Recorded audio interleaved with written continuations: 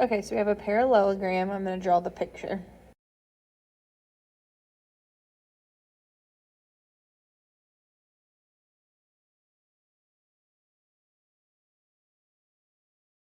There's a 2-meter side and a 3-meter side.